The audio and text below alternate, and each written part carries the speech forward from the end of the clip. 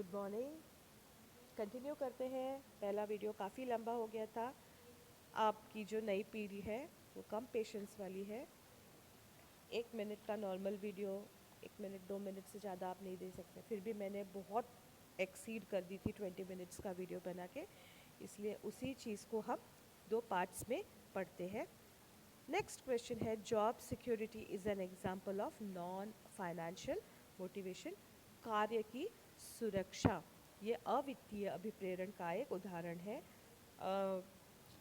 आगे हम जब मोटिवेशन में मैस्लो की थ्योरी पढ़ेंगे तो हम सुरक्षा की आवश्यकता पढ़ते हैं कि व्यक्ति को जब ये आश्वासन होता है कि वो सुरक्षित है फाइनेंशियल रूप से, फिज़िकली आज भी, और ये नौकरी उसे उसका कल भी सुरक्षित बनाएगी, उसके परिवार का आने वाला कल भी सुरक्षित बनाएगी, तो ये जॉब सिक्योरिटी अपने आप में एक मोटिवेटिंग फैक्टर है। It is a non financial motivator which is true.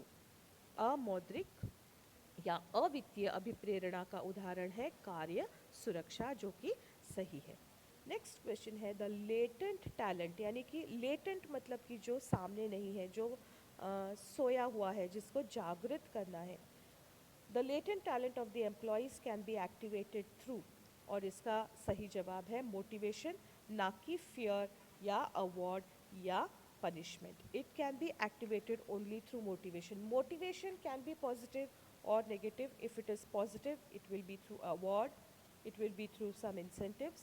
If it is negative, it will be in the form of fear or punishment. लेकिन latent या सुप्त जो गुण है, latent talent को activate करने के लिए मोटिवेशन की ज़रूरत होती है। The latent talent of an employee can be activated through motivation. कर्मचारी के सुप्त गुणों को चालना देने के लिए या जागृत करने के लिए क्या करना होता है, उसको अभिप्रेरित करना होता है। तो किसके द्वारा किया जाता है, और इसका सही जवाब है अभिप्रेरणा। क्या करना है, एम्प्लॉय के यानी कि कर्मचारी के सुप्त गुणों को चालना देनी है, उन्हें जागृत करना है, और इसका सही जवाब है अभिप्रेरणा।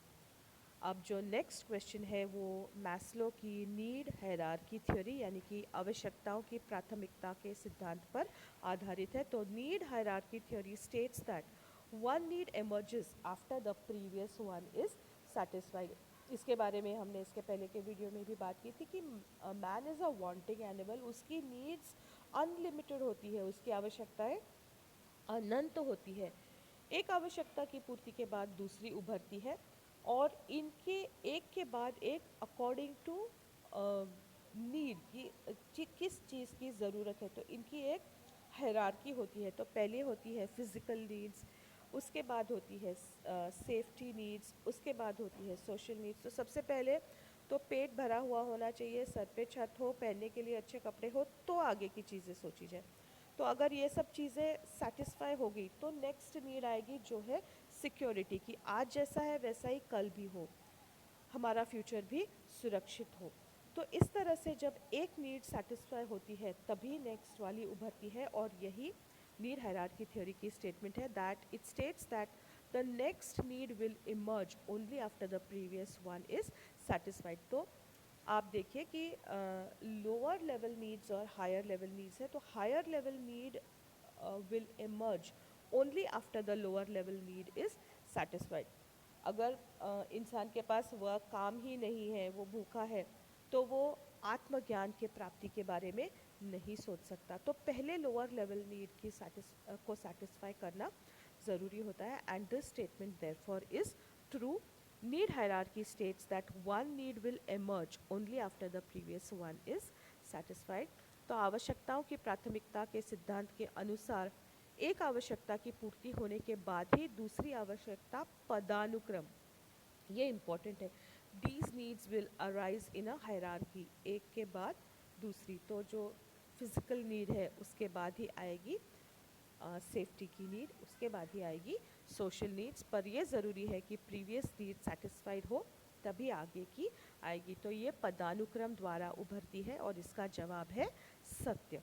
Dash is the first need according to Maslow's theory, और इसका सही जवाब है physiological needs. This is the first need, Maslow के सिद्धांत के अनुसार डैश आवश्यकता प्रथम आवश्यकता है और जिसका जवाब है शारीरिक आवश्यकताएं। शारीरिक सुरक्षा, सामाजिक और सम्मान, ये एग्जैक्टली इसी ऑर्डर में आती है। शारीरिक आवश्यकता या फिजियोलॉजिकल नीड्स पहले, उसके बाद सेफ्टी नीड्स, उसके बाद सोशल नीड, उसके बाद ईगो और self actualisation. Next question is a satisfied need is not a motivator. इस पर भी हमने पहले के वीडियो में काफ़ी 2-3 तरह के क्वेश्चंस लिए थे कि an unsatisfied need leads to motivation, या इस तरह का ही कुछ था।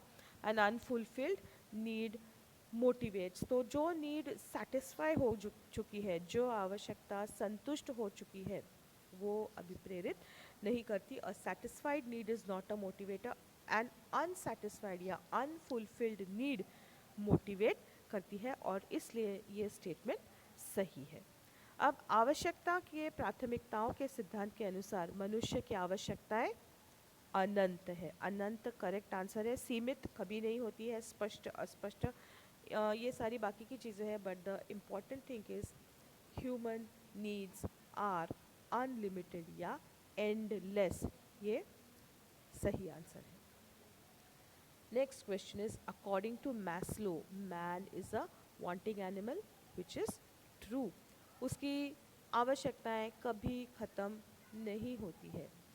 Next question, according to Maslow's theory normally humans do not reach the dash level of need hierarchy. तो जो आवश्यकताओं के प्राथमिकता का सिद्धांत है, नीड हायरार्की, हायरार्की का मतलब है इन ऑर्डर या पदानुक्रम से, needs arising one after the other. तो इसमें जो लास्ट लेवल की नीड है वहाँ तक नॉर्मली लोग नहीं पहुँचते। तो ये लास्ट लेवल कौन सा है? The self actualisation level. तो मैस्लो की जो थ्योरी है इसमें ये लास्ट लेवल की नीड है, the need for self actualisation.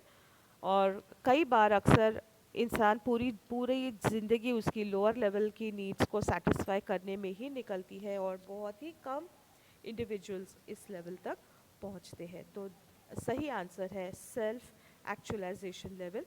तो आवश्यकताओं की प्राथमिकता के सिद्धांत के अनुसार आमतौर पर मनुष्य डैश तक नहीं पहुंचते, और इसका सही जवाब है आत्म प्राप्ति की आवश्यकता तक नहीं पहुंचते हैं।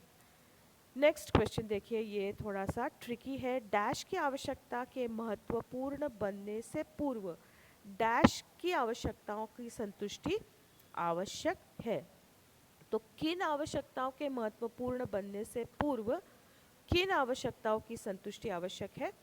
इसका है उच्च स्तर और निम्न स्तर। ऑप्शंस देखते हैं। पहला ऑप्शन आपको दिया है उच्च स्तर और निम्न स्तर, मध्य स्तर, प्रथम स्तर, निम्न स्तर, उच्च स्तर, और उपरोक्त में से कोई नहीं। तो अब आप देखेंगे कि उच्च स्तर, निम्न स्तर, ये शब्द आपने आवश्यकताओं की प्राथमिकताओं के सिद्धांत में सुने, लेकिन मध्य स्तर और प्रथम स्तर इनको आपने उसमें कभी सुना ही नहीं है। अब जो फर्स्ट ऑप्शन है जिसको सही जवाब कहा गया है उसको हम इसमें डाल के देखते हैं। उच्च स्तर की आवश्यकताओं के महत्वपूर्ण बनने से पूर्व निम्न स्तर की आवश्यकताओं की संतुष्टि आवश्यक है, जो कि सही है। और सही आंसर है ये कि पहले निम्न स्तर की आवश्यकताओं की संतुष्टि आवश्यक है। अगर निम्न स्तर की आवश्यकताओं की संतुष्टि हो रही है तो उसके बाद ही उच्च स्तर की आवश्यकताएं उभरने वाली है। तो उच्च स्तर की आवश्यकताओं के महत्वपूर्ण बनने के पूर्व निम्न स्तर की आवश्यकताओं की संतुष्टि आवश्यक है। अब ये उसका सही आंसर है, उच्च स्तर और निम्न स्तर। अब हम इसी क्वेश्चन को इंग्लिश में देखते हैं। Dash needs should be satisfied before dash needs become important. अब आप देखिए, I think most of the students understand Hindi, समझते हैं, बोलते भी हैं, क्योंकि अपने यहाँ नागपुर में बोलचाल की भाषा हिंदी है। फिर भी आप देखिए कि हिंदी का जो आंसर है या हिंदी का जिस तरह से क्वेश्चन फ्रेम हुआ था उससे बिल्कुल उल्टा इस क्वेश्चन को फ्रेम किया गया है, और इसका आंसर भी इसलिए बिल्कुल उल्टा होगा। ये क्वेश्चन है कि dash needs should be satisfied, कौन सी नीड्स सेटिस्फाई होनी चाहिए before dash needs become important. तो कौन सी नीड्स इम्पॉर्टेंट होने के पहले कौन सी नीड्स सेटिस्फाई होनी चाहिए, और इसका जवाब है the lower level needs should be satisfied before the upper level needs become important. तो upper level की needs तभी उभरेगी, तभी इमर्ज होगी अगर लोअर लेवल की नीड्स सेटिस्फाई हो गई है. अगर लोअर लेवल की नीड्स सेटिस्फाइड नहीं है तो अपर लेवल की नीड्स इमर्ज ही नहीं होती है. और इसका आंसर है the lower level needs should be satisfied before the upper level needs become important. और जो सेकेंड ऑप्शन है ये इसका सही आंसर है. Next question is that human needs in a emerge in a particular. और इसके ऑप्शंस आपको दिए हैं hierarchy, time, according to situation. और ये बहुत एविडेंट सा आंसर है क्योंकि थ्योरी को ही हम बार बार नीड हायरार्की थ्योरी कहते हैं. And human needs always emerge in a particular hierarchy. मनुष्य की आवश्यकताएं एक निश्चित पदानुक्रम से उभरती है. तो जो सेकंड ऑप्शन है पदानुक्रम ये सही जवाब है. इसके बाकी के ऑप्शंस है समय के अनुसार, परिस्थिति के अनुसार. तो अगर आपने थ्योरी बिल्कुल ही नहीं पढ़ी है, सिर्फ हेडिंग पढ़ा है, तो आपको समय के अनुसार भी ठीक लगेगा, परिस्थिति के अनुसार भी ठीक लगेगा और कन्फ्यूजन होने वाला है. नेक्स्ट क्वेश्चन है आवश्यकताओं की प्राथमिकता का सिद्धांत. बहुत सिंपल है. Who has given the need hierarchy theory? किसने दिया है ये सिद्धांत? तो इसका आंसर है मैस्लो. हिंदी में टाइपिंग मिस्टेक है, वो मैस्लो है, वो लो होना चाहिए, मैस्लो. सेम क्वेश्चन है अनुरक्षण तत्व का सिद्धांत किसके द्वारा दिया गया है? Who has given the hygiene और द टू फैक्टर थ्योरी? ये हर्सबर्ग ने दी हुई है. असंतुष्टि से बचने के लिए स्वास्थ्य तत्वों पर ध्यान केंद्रित करना आवश्यक है. तो हर्सबर्ग की जो टू फैक्टर थ्योरी है उसमें हर्सबर्ग दो घटकों की बात करता है, दो फैक्टर्स की बात करता है, the motivating factors and the hygiene factors. तो मोटिवेटिंग फैक्टर्स मोटिवेट करते हैं, लेकिन हाइजीन फैक्टर्स वो होते हैं जो उस मोटिवेशन को मेंटेन करते हैं बाय प्रिवेंटिंग डिससैटिस्फैक्शन, या असंतुष्टि को पैदा ही नहीं होने देते. क्योंकि मोटिवेशन कब नहीं होगा या कब उतना इफ़ेक्टिव नहीं होगा? जब डिससैटिस्फैक्शन है. तो मोटिवेटिंग फैक्टर्स मोटिवेट करने का काम करते हैं, लेकिन ये जो हाइजीन या मेंटेनेंस फैक्टर्स है ये इस मोटिवेशन को मेंटेन करने का काम करते हैं by preventing dissatisfaction from creeping in. So ये जो क्वेश्चन हमको दिया गया है, असंतुष्टि से बचने के लिए स्वास्थ्य तत्वों पर ध्यान केंद्रित करना चाहिए, विच इज़ ट्रू.